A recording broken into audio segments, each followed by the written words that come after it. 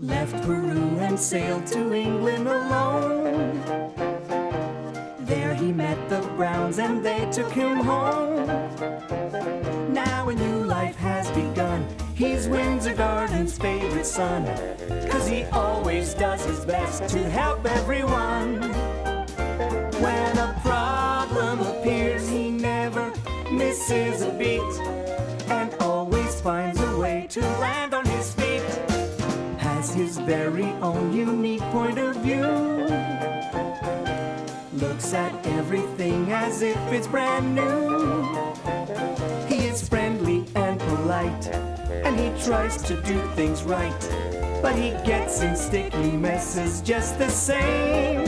He's curious and speaks his mind, but trouble's never far behind. It's Paddington Bear, he's one of a kind. I'm Paddington Bear.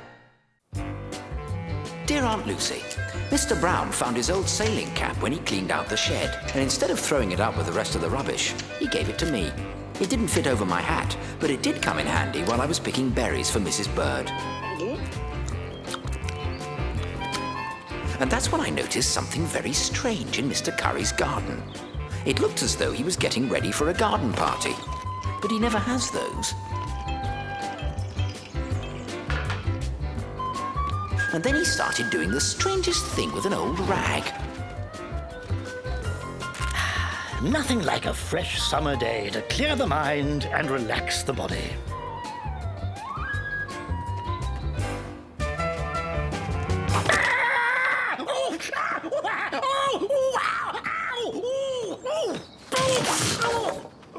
Mr. Curry, are you all right? Of course I'm not all right, Bear. Now, help me up. Perhaps you should put your rake away before your party. Then no one else will get hurt. Party? What party? Are you spying on me, Bear? I have a good mind to report you. I wasn't spying, Mr. Curry. I was just looking at that old rag you were hanging between your trees. Old rag? It's not a rag. It's a hammock. A hammock? There's no need to broadcast it to the whole neighborhood, Bear. Promise not to tell anyone, and I may let you have a go on it. Thank you very much, Mr. Curry. I don't think I've ever been on a hammock before. Sailors used to sleep in them aboard ship. Ah, a sailing cap. May I borrow it, Bear? It'll help set the mood. Yes, Mr. Curry, but... Bear! Oh, dear. I'm sorry, Mr. Curry. Is there anything I can do? Yes, you can tie the other end of the hammock to the tree while I go inside to change. Then I shall take a well-deserved rest after a hard week's work. I shall have to tell Mrs. Bird that she's wrong. She says you haven't done a day's work in your life. Why, I never... Oh, the nerve of that woman. Are you sure your hammock is safe, Mr. Curry? Safe? Of course it's safe.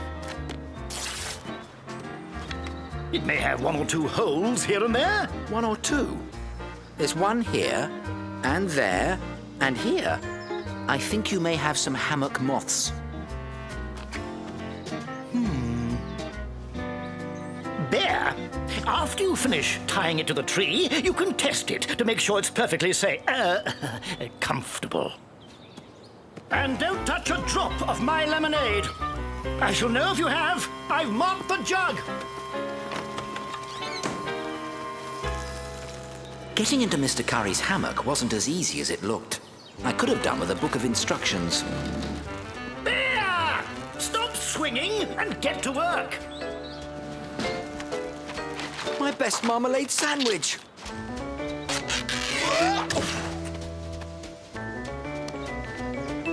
At least it softened my landing.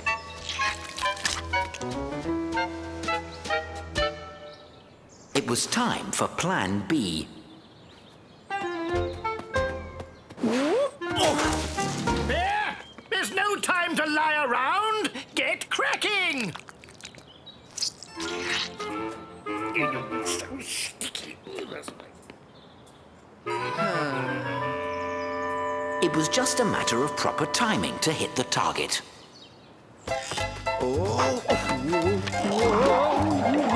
How is the hammock, Bear? It's a little snug, Mr. Curry. And I certainly wouldn't call it relaxing.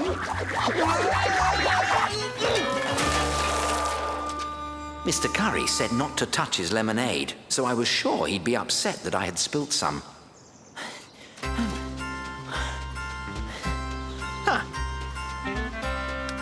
Hopefully, Mr. Curry won't notice that it's been watered down.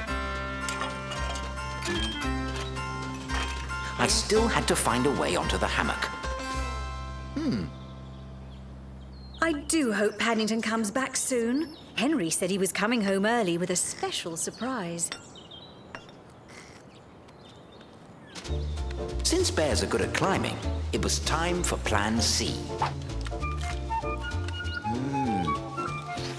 And after all of my efforts, I'm sure Mr. Curry won't begrudge me one small apple.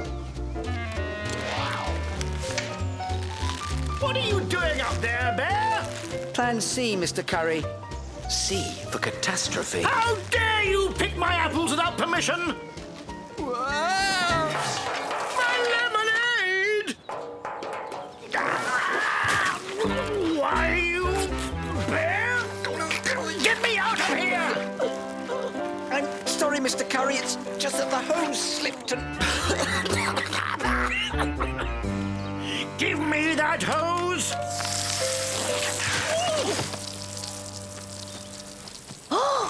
Why, that Mr. Curry. What are you doing, Mr. Curry? You soaked this shirt. What am I doing? It's all that bear's fault. I'm sorry, Mrs. Bird. I was helping Mr. Curry with his new hammock. His new hammock, did you say? But that's our old hammock. Henry put it out with the other rubbish from the shed yesterday. Whatever is happening over here? Paddington's been trying out Mr. Curry's new hammock. Oh, don't get on that. It's completely rotten. Rotten? But Mr. Curry asked me to test it for him. Is this true, Mr. Curry? Imagine putting a young bear at risk. Well, you see, it was, Forget about that old hammock. Look, I've got a new one right here. And if you like, Mr. Curry, you can come over and try it when I've set it up. If you wait a few years, it may get thrown out too. Then you'll have two hammocks.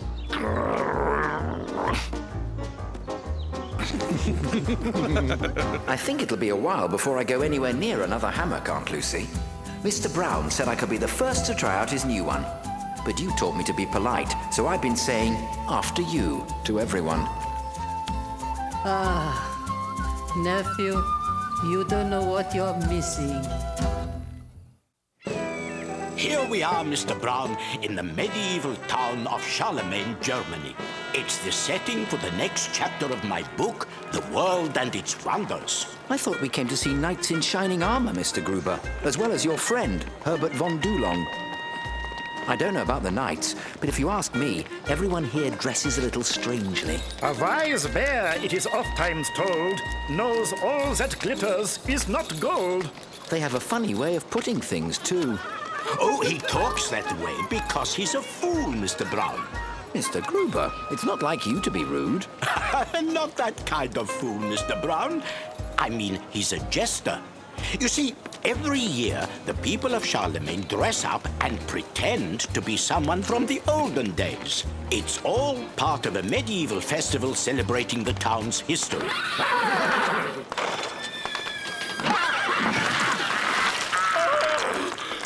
Oh, that crazy locksmith Rutger. Every year he plays the Black Knight, and every year he has to pretend he's more evil than the year before. Herbert, is that you?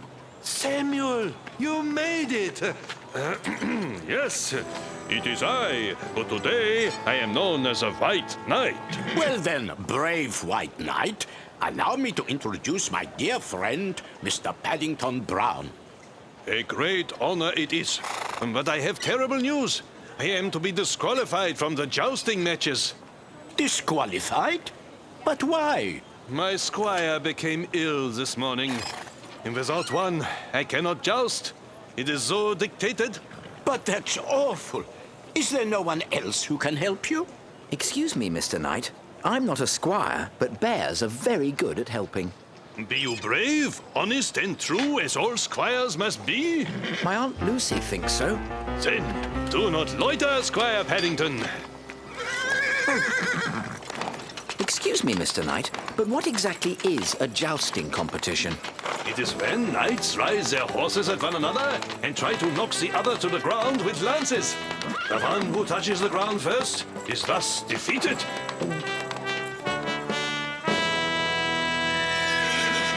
Knights of Charlemagne, you are the finalists in the battle for my hand in marriage. Her hand? But what about the rest of her? It's a figure of speech, Mr. Brown. It's an old medieval tradition. May you all remain true to your code of honor until the joust. Ha! Where did you find your Squire, White Knight? In a zoo? In a zoo? I'm from Peru. Darkest Peru. Well, you are doomed, White Knight. For I, the Black Knight, shall be victorious once more. If you do win again, it will only be through acts of treachery. Oh, goodness, Paddington. Have you polished armor before? You're very good at it. No, but I've watched Mrs. Bird polish her silver. You can see her face in it. Ah! I'm supposed to be a knight in shining armor, not pink armor. I can't joust in this. Oh no! Someone has put glue in my helmet. If I put it on, I'll never get it off. Oh, don't tell me these knights can't compete. Isn't that a shame? Everyone's having such bad luck. Forewarned is forearmed. The fool wasn't so silly after all. As Mr. Knight's squire, I had to be on the lookout. Help! What is it, Black Knight? I'm not playing knights now, Herbert. There's no time to explain. Hurry, please. Stay here, Paddington.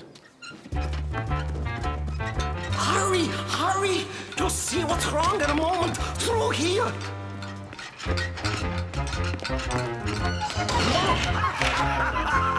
Such trusting souls are too easy to fool.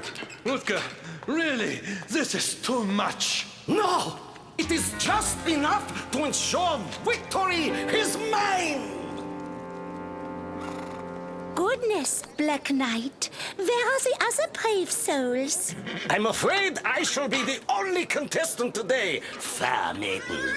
What? What happened to the others? Where are their squires? Here I am, but my knight seems to have disappeared. In that case, fair squire, you must ride in his place. Tradition dictates it. Besides, there's no way I'm even pretending to marry the Black Knight. Are you serious? You dare compete with me? Look what you've done. Swine! That will cost you dearly, I promise you. It already has. A whole jar of marmalade. Vengeance shall be mine. I was starting to get in the mood. The contest has commenced without me. All is lost. No, wait. Look, it's Mr. Brown.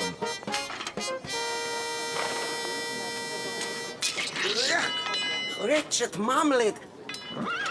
May the best knight win!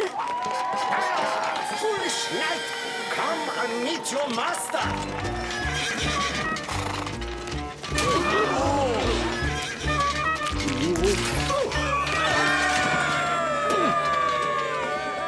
It was a foul. He put marmalade all over my lance. I demand a rematch. Nonsense, Black Knight. It was a case of the biter being bit. I declare our honored guest the winner. Well done, Mr. Brown. Honored bear, you embody the true spirit of a knight and may claim your prize. Ah, what's this?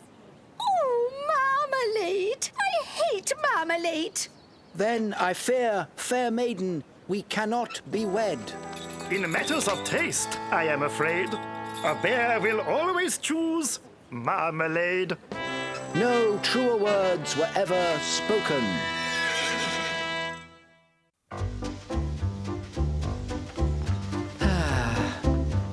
Wallpaper. If only.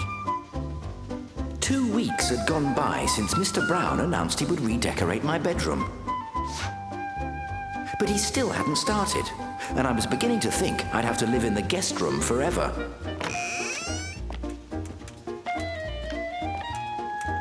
But then, things began to look up. There you are, Henry. Now you've no excuse for leaving Paddington's room a moment longer. Then I'll start bright and early, in a few days. That's what you said last week. Why not begin this morning? Because I won't be able to finish it today, and tomorrow we have a wedding to go to. But like Mrs. Bird says, there's no point starting a job if you can't finish it. I've never heard you say that. But I have said, don't put off until tomorrow what you can do today. Henry, Paddington's been waiting 2 weeks already.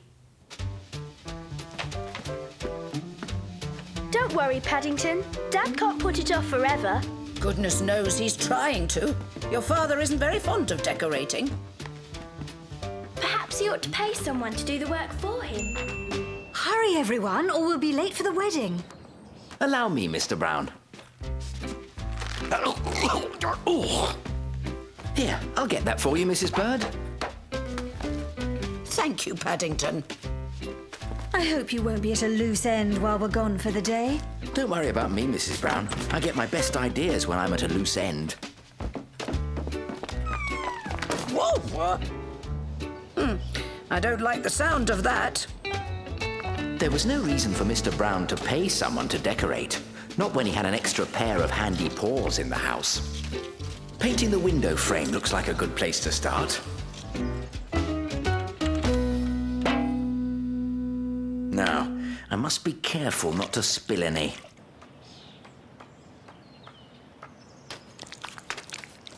This didn't happen to the workman next door. Perhaps the window frame wasn't the best place to start after all. I realized I should have started with the ceiling, because I could then cover any paint drips with the wallpaper. That's just what I need.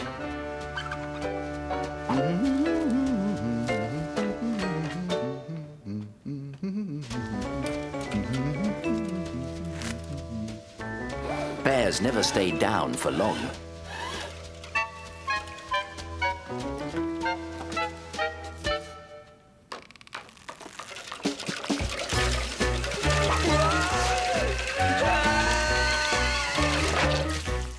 Aunt Lucy always told me that what goes up must come down.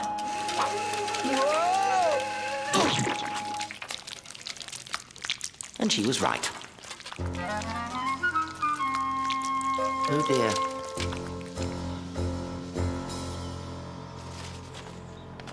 Luckily, I'm not the sort of bear who gives up easily. This was the part I'd be looking forward to. I decided it was why they invented wallpaper in the first place, to cover up any splodges. Now for the paste. Why is it that things that look easy are often the hardest of all to do right?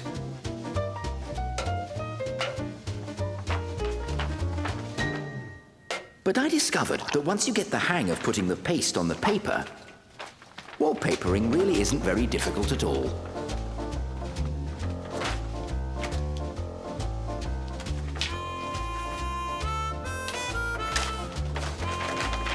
Except you have to be careful to cover the wall and not yourself. I'd better hurry if I'm to give Mr. Brown a surprise. The trick is getting the paper to stick straight.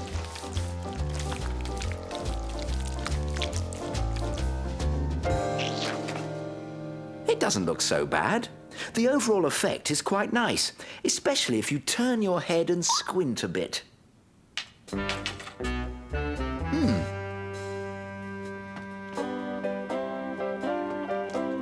Someone must have stolen the door while my back was turned.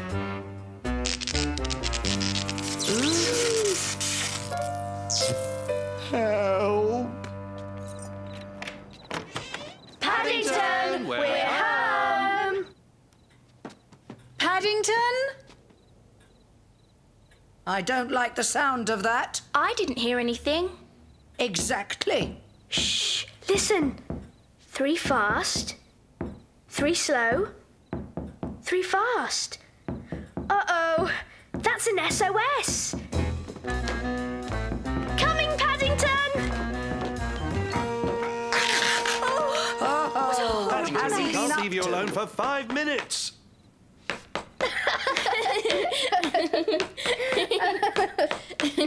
I think I must have papered over the door by mistake while I was doing the decorating. It was meant to be a surprise.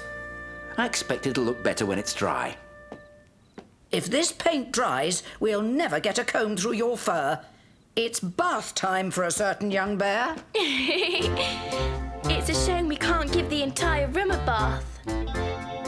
That settles it, Henry. We simply must hire some professional decorators. Oh, well, if you insist, Mary. I was in trouble again, and I wasn't looking forward to another of Mr. Brown's little chats.